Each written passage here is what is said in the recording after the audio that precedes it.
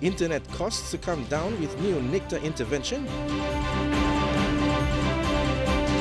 New U.S. Embassy to be completed before APEC. And opposition calls on police boss not to release guns. This is National EMTV News with Neville Choi. Good evening and thanks for joining me for Wednesday's news. The National Information and Communication Technology Authority today launched the PNG Neutral Internet Exchange Point. Its primary function is to keep local internet traffic within local infrastructure to reduce the cost between internet service providers. PNG still has a long way to go in reducing internet rates, but NICTA Internal Affairs Manager Jackson Carico says this move is the first step to achieving that. More technical work is needed to implement and achieve the government's national broadband policy. Regulator NICTA today made another attempt to address goals in the policy. NICTA says this infrastructure will act as a clearinghouse for a vetting process for all ISPs in the country.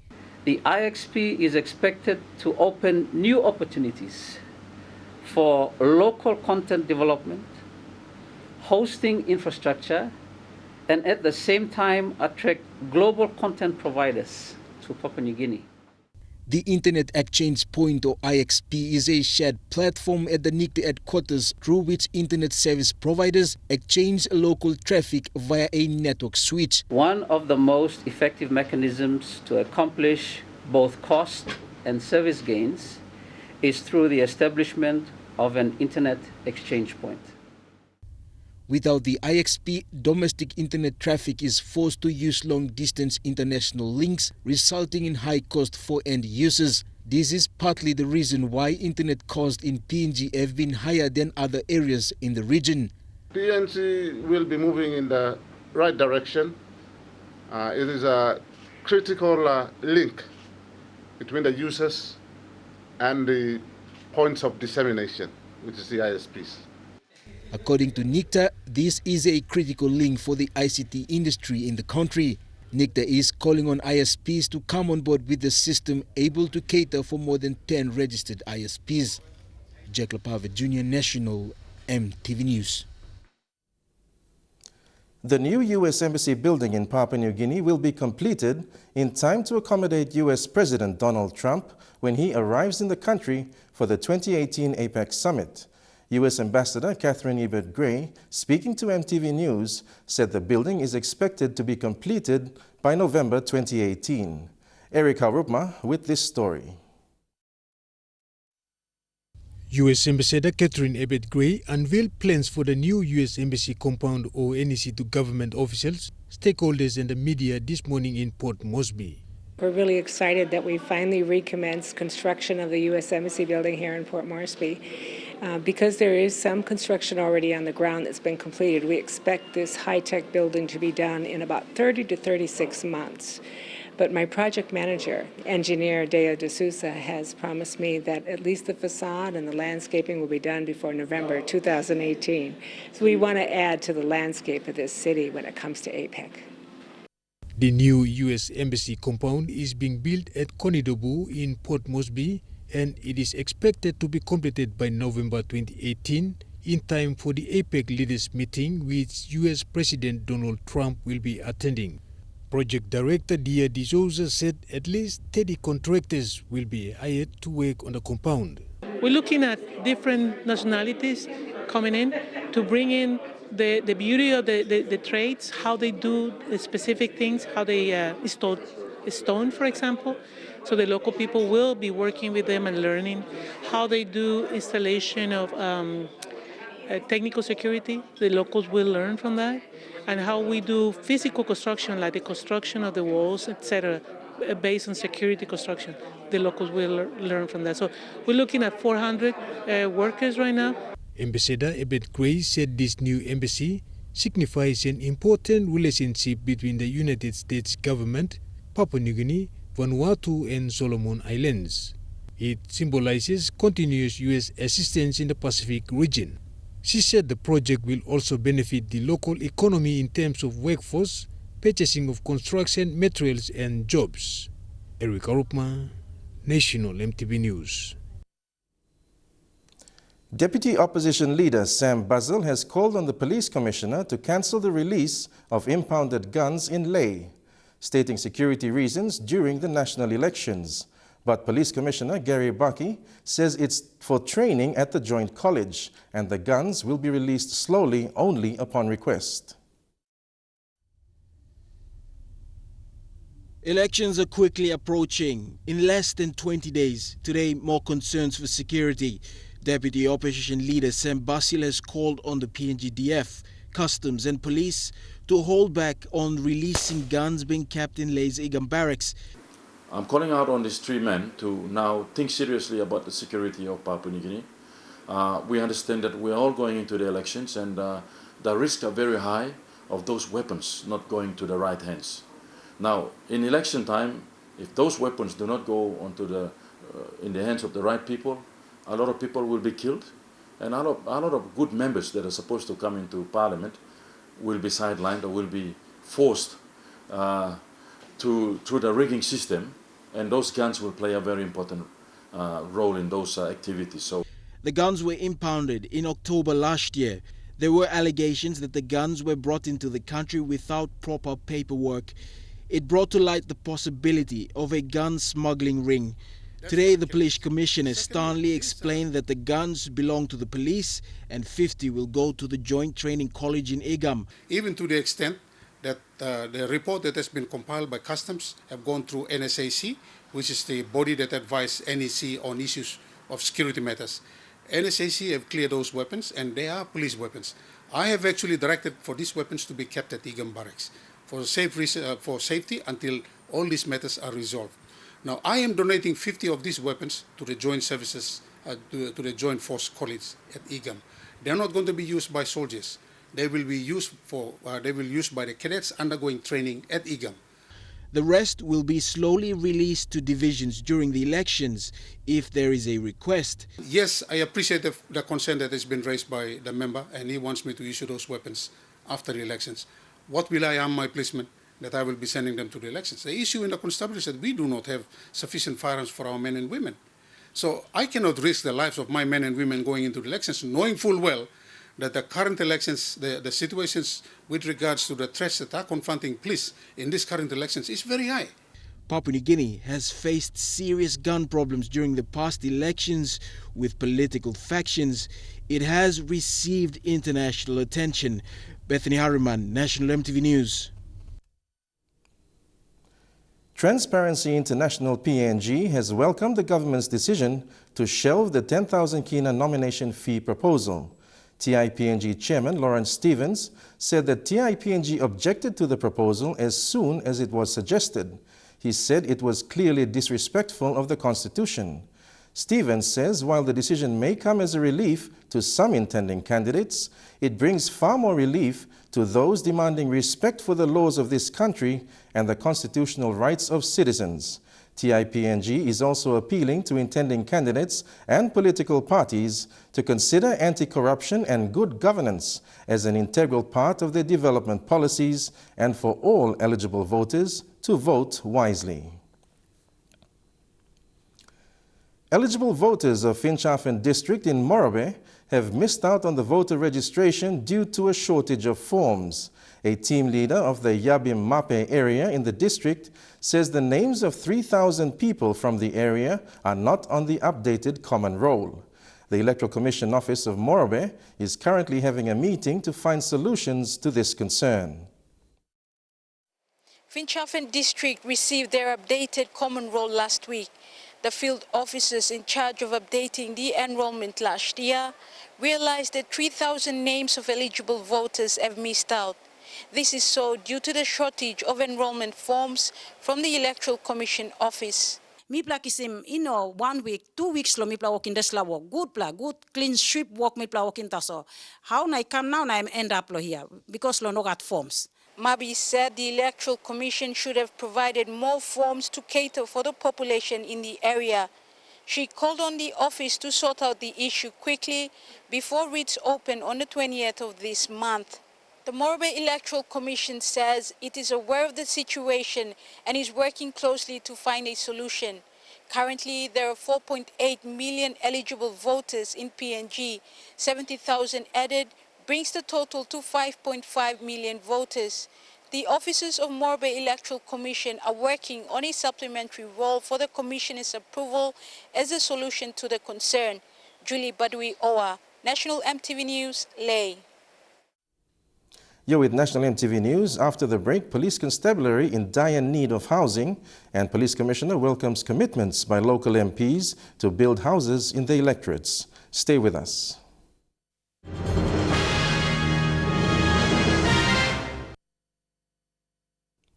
Welcome back to the news. Police Commissioner Gary Bucky has welcomed commitments by local MPs to build houses and police stations for the constabulary in their electorates. Commissioner Bucky admitted that shortage in accommodation remains a challenging issue in the constabulary, but says those police stations need to be gazetted by law before they can be used for police duties. The Commissioner made these remarks after members of Parliament presented development reports on the law and justice sectors in their electorates during the 2017 Leadership Summit in Port Moresby. Bucky said such partnerships with elected members can assist minimize the shortage in accommodation for police officers in the country. When you go further down to the district, that's the kind of support we would have expected, for our political leadership to support from the district level. For the construction of police stations, Bucky said it is important that they are gazetted by law so that police officers can be assigned to these stations. One such project was conducted in the Kairukuhiri district of Central Province. However, that infrastructure is yet to be gazetted as a police station. And it goes to show that there is serious consideration on the law and order in the districts. And not only that, they're able to build houses. So it is up now to the police department to ensure that we send policemen down to the districts now. With this support under the modernization funding and the increase on the recruitment. Similar remarks were made by NCD and Central Divisional Commander Sylvester Kalaut last month.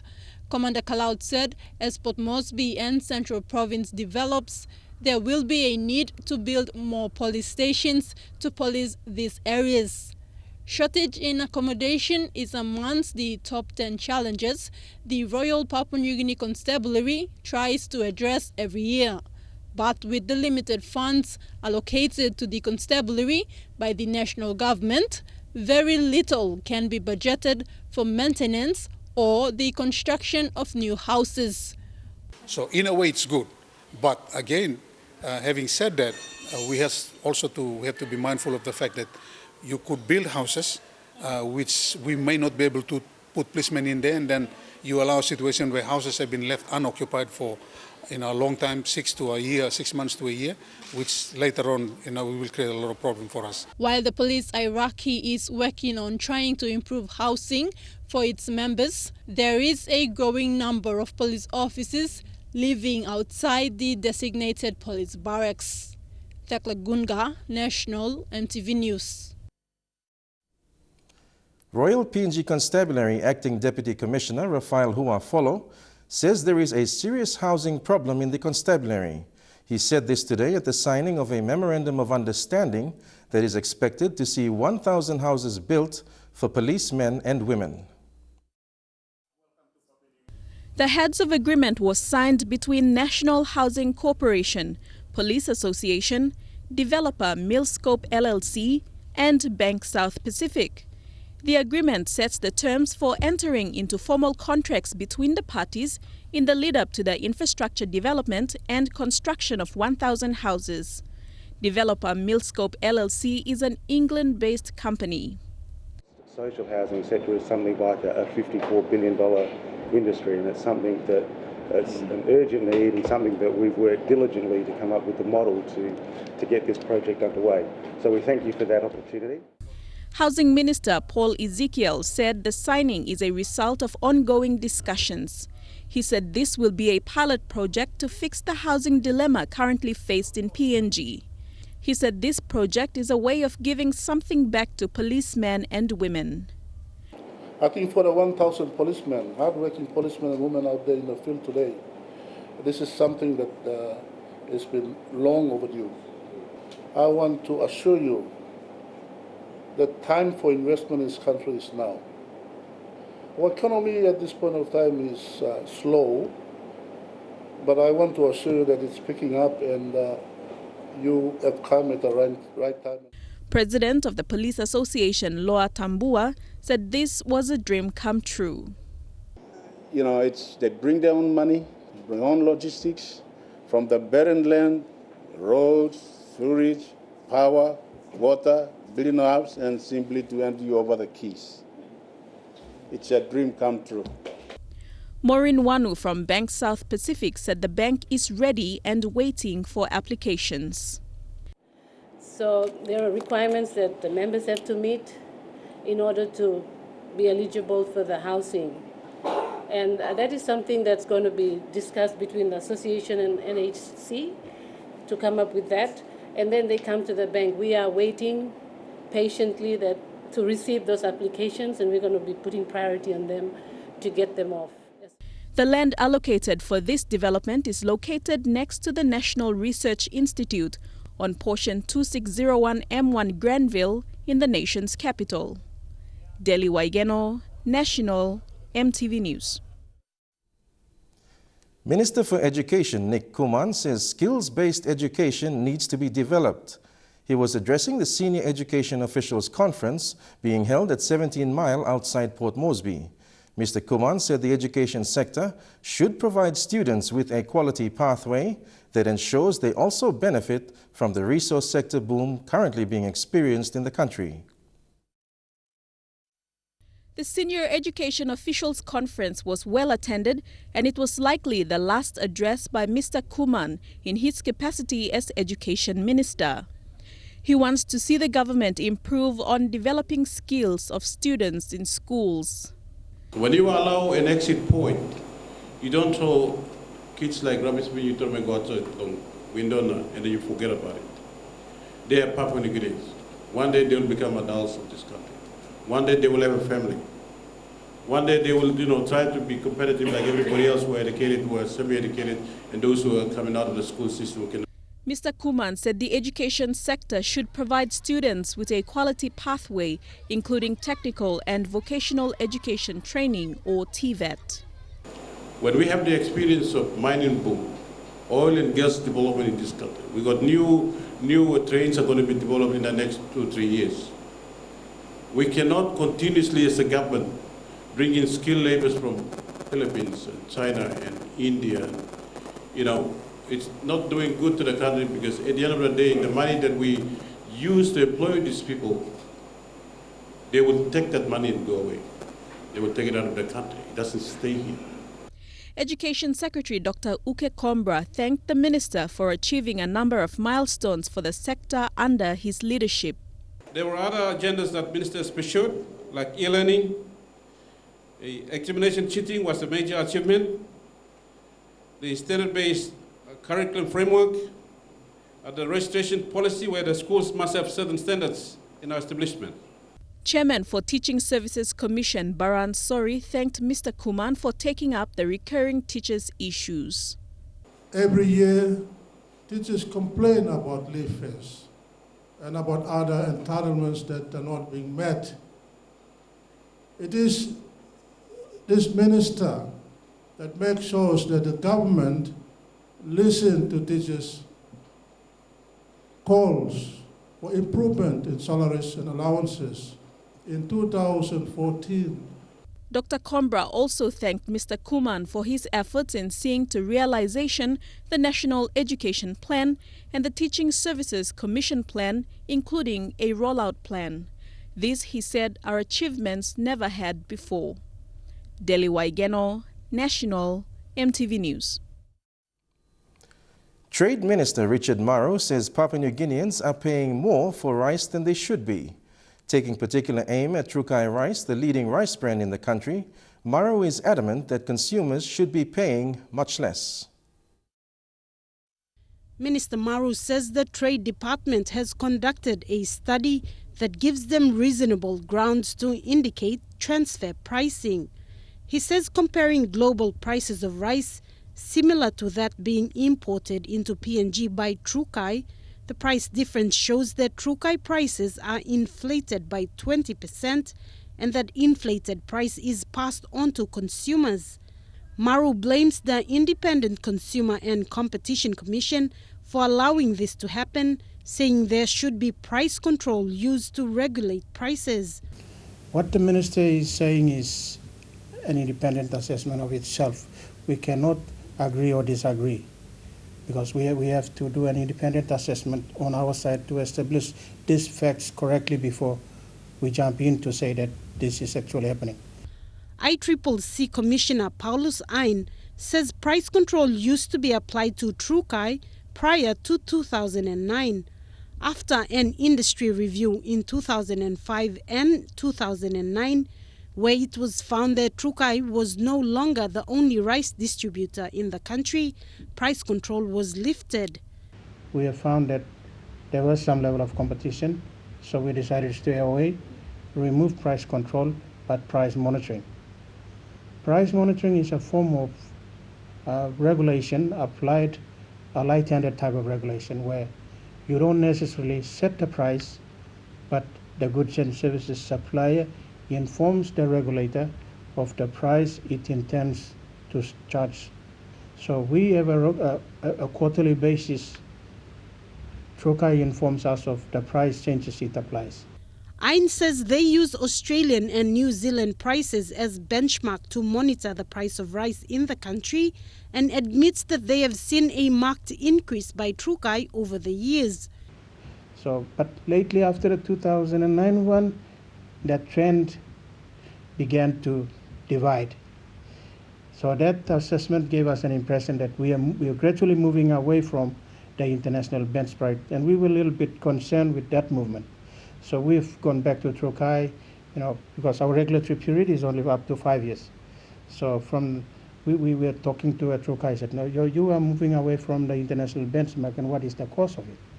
So we've been discussing back and forth, and we have already, we're forming some opinion, why this is happening. So that is subject to another industry review. Industry reviews by ICCC should be conducted every 5 years, but after 2009, there has been no review because of no funding.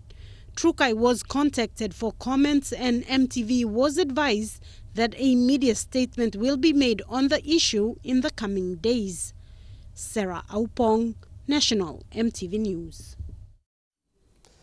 New intakes to the University of Papua New Guinea have received a stark warning from the UPNG administration to abide by the rules or face severe consequences. This comes as the university is reeling from the long-term effects of the 2016 protest, which cost the tertiary institution millions of kina in damage. I did my degree in science. The Vice-Chancellor Albert Mellam was blunt about compliance, just as he was about the consequences. So the rules are there. If you step out of line, you will see it in your book, disciplinary rules. You will face the disciplinary committee, not because... Respective school deans shared similar sentiments in that regard. Betty Lovai, Dean of the School of Humanities and Social Sciences, drove home the fact that spaces they hold in the school were a privilege. While you have that opportunity and privilege, make the best out of it. While making exemplary reference to students who were denied spaces because they squandered the opportunity. They are appealing to me to reconsider them. Why should I reconsider them? But their speeches fell nothing short of the usual words of encouragement to boost the students' drive for excellence. See, right now you might find that UPNG is a jungle to you. You might get lost, but when you ask, you will find help. Thank you and God bless you. Enjoy your studies. After much encouragement from the school administration, students walked away feeling confident to take on the challenge. Really good thing that we're also living there. It kind of inspires us to push us further in our studies. And psyched to take on their first independent year of tertiary studies. Very challenging. They have put like a benchmark for all of us to, explain the expectations are high and make sure we have a lot of discipline, time management, and I'm sure these 4 years of our studies will be okay. It's something that I would look forward and stay focused and get ready for what's coming up in the few next 4 to 5 years time. Melissa Gaviro, National EMTV News. A primary school in Leh has managed to purchase bulk orders of exercise books and pencils for its students from 2 stationery companies this year. The Omili Primary School is doing this through help from project fees paid by parents. The school is yet to receive tuition fee-free payments for this year, including teaching and learning materials. Julie Badui Owa with this report. These reading materials are the only supplies given to the school from the Morobe Education Division this year. Apart from these, the school has not received any teaching or learning materials as part of the government's tuition fee-free policy. Head teacher of Omili Primary School, Doreen Boa, says the school had survived through the project fees paid by the parents. For Omili alone has not received any TFF funding. And we are now towards the end of term 1, and through our project fees that the parents are paying, we've purchased bulk order of exercise books, pencils from PNG Toner and Morobe Stationeries this year. Omili Primary School is one of the biggest schools in Leh with a population of more than 2,400 students. With the delay in the teaching and learning materials, the teachers are utilizing whatever they have available to educate the students. The school was given just 1 copy of an English material book from the Education Division. 1,200 copies. And from project fees it charged, managed to run 1,200 copies for the students to use. That was delivered by the government last year, a copy each per book. So our school has managed to purchase through a printing company to photocopy 200 copies of each book. The school needs extra curriculum materials in order to deliver quality education to its students. The head teacher is calling on both the provincial and national government to make TFF payments on time in order to cater for the students' needs. TFF has to come on time. If it's budgeted for 2 quarters, it has to come on time to move and meet the needs of our standard of learning that we require for a school to excel and achieve. Julie Badui Owa, National EMTV News, Leh.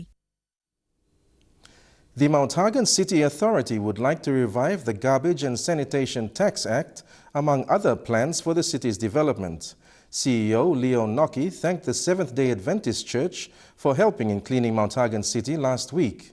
Noki said the authority would continue to maintain cleanliness in the city. Noki is warning business houses and residents of Mount Hagen that the authority will soon revive the Garbage and Sanitation Taxes Act. He said this would provide enough funding for them to collect rubbish in the city. Noki said Mount Hagen City has been left unclean for a long time because of politics, and also no bills have been paid for them to pick rubbish. He said since the SDAs have took the initiative to partner with the authority and clean up the city, it has challenged the mindsets of the people. It's costing us to collect rubbish and to keep the city clean. Now, municipal services like collection of rubbish has to be paid for. Residents need to pay for it, just like water, power. As part of their plan to brighten up the city, they have put up street solar lightings. This is the alternative lighting because the old street lights no longer light up at night. It is in its first phase. The second phase will see street lights along the Okuk Highway, which will end at the Kagamuka International Airport. It's part of our programs to light up the streets. At the same time, we will be working very closely with PNG Power to change the lamps. The CEO has also challenged the market management to come up with cleaning programs for health and hygiene. Currently, the main market has water blockage and hygiene issues for sellers and buyers. The city authority has urged everyone to be mindful of their rubbish and continue to keep the city clean. Vasinata Yama, National EMTV News, Mount Hagen. And now looking at our finance news, the Kina closed unchanged at $0.3145 in the interbank market.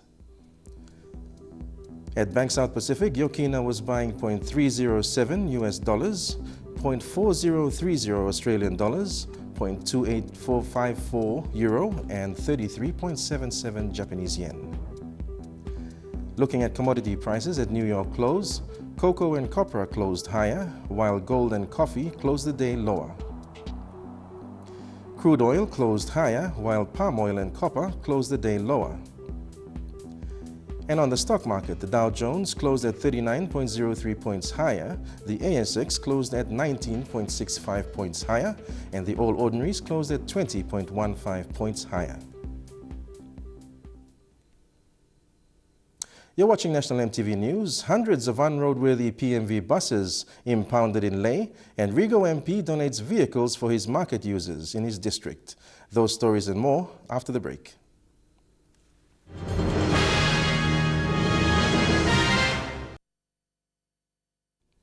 Welcome back to the news. About 3 million Kina worth of Australian-funded aid posts and health centres have remained unused in remote Josephsthal in Madang for the last 5 years. The buildings were constructed by the Catholic Health Services, but the provincial government has not paid the salaries of workers as part of an agreement with the church. In 2011, the Catholic Archdiocese of Madang began an ambitious project in the heart of the Middle Ramu district, taking over health facilities in Josephsthal and surrounding areas.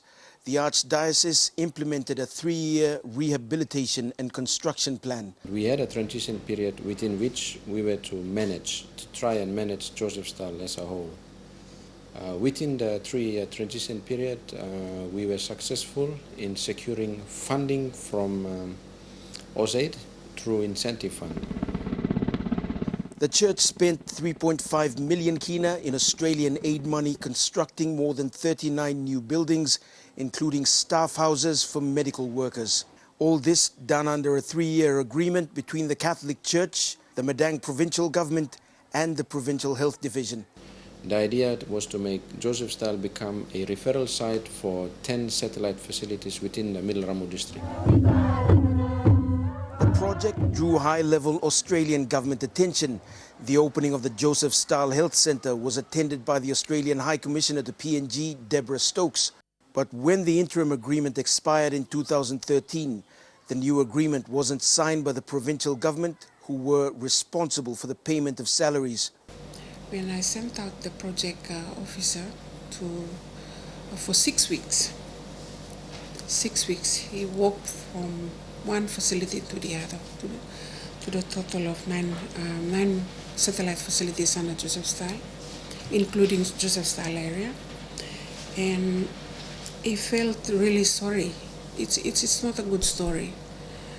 People are dying, most of in which we can actually help, but because nobody's there and the supply of medicine was not very effective,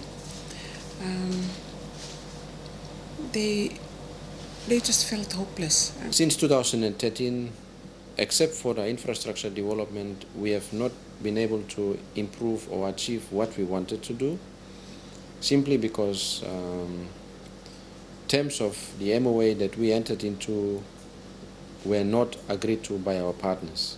This afternoon, Madang's provincial administrator, Daniel Aloy, said at the time of the project, the provincial government didn't take into account the additional cost burden. I think at the time when the facility was put in place, the sustainability of that facility was undercalculated, if I may put it that way. Now, I think when we were quick to get the facility in place, but our response on how we would sustain it, that was something that we did not calculate it very well. He says the provincial government is expected to sign the agreement this quarter, putting an end to this outstanding issue. At this moment, the agreement is on my table now as I'm speaking. It was given to me last week, and we are going back to review the agreement. And I think, in the history of institutions, once there is an institutional commitment, you will have to carry that on, after a while. But of course, after the review, I believe that there will be a better arrangement for us to carry that facility. As part of an overall performance review, the Madang provincial government expects to spend time on Joseph Staal as a topic of discussion. But again, funding will be given depending on cash flow from Waigani. Scott Waide, National EMTV News, Madang. At least 120 unroadworthy PMV buses in Leh were impounded during a joint mini-operation by police, Morobe Traffic Registry and the National Road Safety Council yesterday. Leh Metropolitan Commander Chief Superintendent Anthony Wagambi says there are too many unroadworthy buses being driven around the city, putting passengers and commuters' lives at risk. This is also to cut back on the number of road accidents in the city. This morning, residents were forced to walk or wait for at least 30 minutes to catch a bus into town. This was after police impounded more than 100 PMV buses operating in the city. Most of the buses are not roadworthy. Police have put the blame on vehicles like this for some of the road accidents that have happened. The buses were all taken down to the traffic registry. Some of the buses have lights that are not working, broken seats and other defects. They will be taken off the road permanently. Bus owners and drivers will be arrested and charged for various traffic offences. Meanwhile, a commuter commanded police saying it is about time PMV operators abide by traffic rules. Something must be done about the PMVs when I'm in Leh City. Something must come up in Leh City. PMV drivers and their bus crews says it is the responsibility of the bus owners to maintain their buses before doing business. I'm standing on blocar now. Pa blocar bus retin pe blocar na lastness. Ogda santina mi blabarana bogi mani blongem nas lagain. This operation now affects the general public who depend on public transport. But Wagambi stressed it is only done for their own safety. They are now only looking at city route buses, but other road safety measures will also be addressed. Mata Luis, National EMTV News, Leh. Member for Rigo and Minister for Justice and Attorney General Ano Pala today presented 2 vehicles for market transport services to help his people. The vehicles cost 120,000 kina each and are expected to encourage the Rigo people to bring their goods to markets for income generation. Rigo MP Ano Pala handed over the 2 vehicles to their respective operators. Senior statesman Sir Makena Geno will manage 1 vehicle that will operate between Kwikila Market and Gabagaba Village. Ola Numa will operate the other vehicle along the Hood Lagoon area. Minister Pala said this assistance will boost the market business in the district. These market vehicles are not to bring people into Port Moresby, but to provide market services within the district. Most of the vehicles are always traveling to Port Moresby, and most of the markets within the district are not receiving the transport services our people require. The district will take care of the driver's allowances while the managers will take care of the operational costs. Sir McKenna thanked the local MP for the donation. I thank you, Minister, for the wonderful donation given to the company. These kind of services are lacking at that level. For a leader like you who really have a vision of development.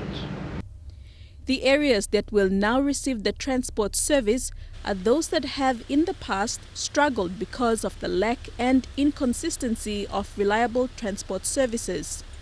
Minister Pala said both vehicles will be fitted with tracking systems to ensure they are operated within the designated areas. Delhi Waigeno, National, EMTV News. You're with Wednesday's news. Ahead in Trukai Sports, SPPNG Hunters coach Michael Marum talks about Round 6 clash on the Queensland Intra Super Cup. Those stories and more after the break.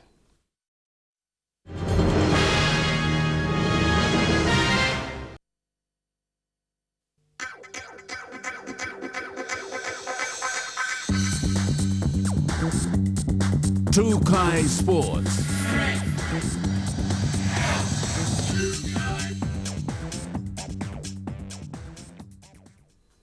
Welcome to Trukai Sports. SPPNG Hunters coach Michael Marum has retained most of his players for their Round 6 clash against Sunshine Coast Falcons this Sunday in Brisbane. Coach Marum also named an extended 20-man squad for their home and away game. Michael Marum has made no changes to the current 18-man squad to face the Sunshine Coast Falcons this coming Saturday. I think we only made one change to the 17. Ismail Makawa stays out of this weekend's game. Hunter skipper Ase Boas will make his 50th appearance in the Intra Super Cup competition when he leads his side against the 5th-placed Falcons. I think we needed that win after bad performance at home 2 weeks ago, and it's good feeling again in camp. I think the boys really dug deep last week. Boas is the Hunters' number 32 and made his debut in 2015. It's one area we're working on again on Thursday. So we got video session with the boys, review of all their performance in the defense attack. Meanwhile, under-20 player Moka Peter Kulu was named in the extended 20-man squad along with David Loko and Paul Wawa. Moka came through the program last year, I think through the Prime Minister's 13. He was selected from the trials in Ley, zone under-20s. And now he was part of the squad from December up until this year. So the 3 away wins by Marum's men is a testament of the short-term goal strategy implemented by the coaching staff as the season progresses. We now have 8 points. This weekend we're heading into round 6. We get another 2 points. That's going to be a bonus point for us. So, and then we celebrate it a bit, and then we go for round 7 to 14 again. So. The 18-man squad leaves for Brisbane this Friday. Shane Saroya, National EMTV Sports. The PNG National Schools Rugby League program was launched today at the National Football Stadium in Port Moresby. The program aims to use the popularity and passion for rugby league in PNG to encourage youths to embrace positive values such as respect, honor, discipline, friendship, and fair play to become better people and citizens. The National Schools Rugby League program, as it is now known, was officially launched today by Sports Minister Justin Tajanko and Minister for Education Nick Kuman in the presence of school children and representatives from PNGRFL. Basically completed the jigsaw puzzle of the career path for a rugby league player. From the juniors now through this new program that's been launched, right through from a Digicel star when it comes to rugby, right through to a hunter and then to a kumu. The path is set now in concrete. The National Schools Rugby League program is a school-based rugby league program that targets children within the age group of 14 to 18, playing in divisions of under 14, 16 and 18. It's the cornerstone of PNGRFL's Kids to Kumu's vision and our 3-year strategic plan for rugby league in Papua New Guinea. We believe that if we plant good seeds now in our youth and nurture them well in the core values of respect, honor, discipline, friendship and fair play, they will become good sports ambassadors and good citizens of our country. Whilst the program is rugby league based, it is aimed to leverage the popularity and passion for the code in the country to encourage youths to embrace education and become good citizens. This was further explained by Minister Kuman. PNG National Rugby League School Program is a program that I'm pretty sure that we can be able to not only academically purpose where students are in school system, but also will help the development of a social strength of every child that goes to a school system in this country. And the idea is to groom those students to become a better citizen. The school's rugby league competition will run in conjunction with the education calendar during the 5-month period from April to July, with the national championships in August. Sports Minister Justin Tichenko said this program creates a better pathway for future talented rugby league players. The other sporting codes should take example of what rugby league is doing and where it's going and what it's achieving. Today's launching is now set in place for our young Papua New Guineans, not only boys, but also girls, our young Papua New Guineans to take a career path in rugby league. 26 school competitions have already registered throughout the country for the 2017 season, but this number is expected to increase before the closing date at the end of this month.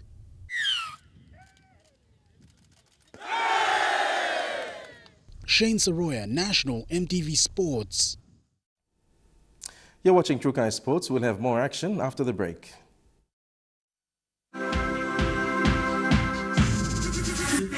Trukai Sports.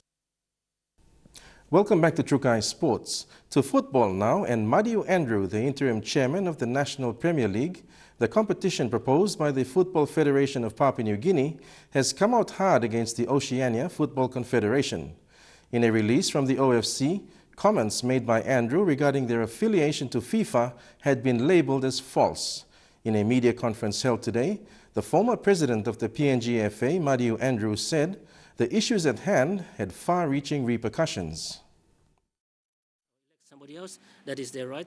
As the former president of the PNG Football Association from 1998 to 2003, Andrews calls for the OFC to investigate and consider intervention between the FFPNG and PNGFA carries weight. Today's media conference, however, was in response to a previously made media statement that had been published, stating that the newly formed FFPNG had affiliation to FIFA, football's world governing body, and the OFC, the regional head. Andrew, however, while not denying the media report, was non-apologetic as he called on the OFC to begin seriously looking at investigating PNGFA. He says the formation of FFPNG, while politically inspired, was more about the masses of football players around the country being given the opportunity to play the sport. Focus is shifted away from what we should be doing to ensure that young players are out there playing football. That's the reason why football exists.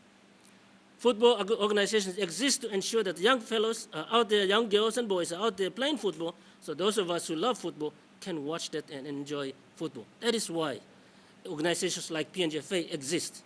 As interim chairman of the National Premier League, Andrew has stated that it was imperative for good governance to take precedence in the running of the sport in the country. And that was a sentiment also expressed by legal advisor Kisakyu Posman. Posman, who was part of the PNGFA Executive Committee prior to the current Chung administration, said the processes for creating an organization such as FFPNG was in place and would take time, with all legal bases covered before full registration as an entity. This comes about after questions were raised by other factions questioning the legality of FPNG and their registration with the Investment Promotion Authority, concerns that were easily allayed by Posman. Apparently, as I said earlier, OFC has said what is convenient, presumably for their political reasons, but have not come out and said what exactly the law is. And that is what the law is. So there's nothing wrong with FFPNG operating. The fiasco surrounding FFPNG and the PNG Football Association stems from the December re-election of current PNGFA and OFC President David Chung, who also maintains a seat on the FIFA Executive Council. That is an irony not lost on Posman. There's someone who is president that will ensure that nothing like that happens, because it is not in his interest to have it happen. You know, you don't have to be a rocket scientist to figure it out. Football Federation of PNG maintains that their fight for transparency in the administration of football in PNG is the right one. FFPNG's National Premier League is set for a mid-April launch. Jeremy Mogi, National EMTV Sports. And that story wraps up Trukai Sports for tonight. I'll be back with the weather details after these messages. Trukai Sports.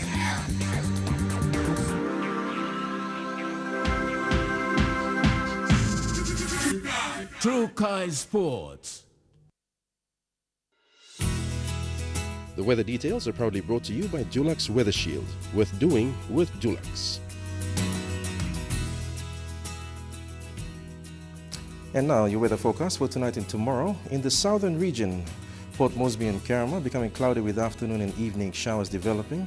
Cloudy with a shower too in Daru and Alatau, and partly cloudy with a chance of a shower in Popondetta.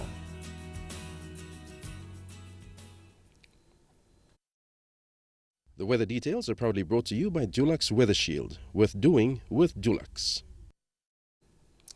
And that's the news, sports and weather for Wednesday, April 5th, 2017. On behalf of the entire news team, pleasant viewing. Good night.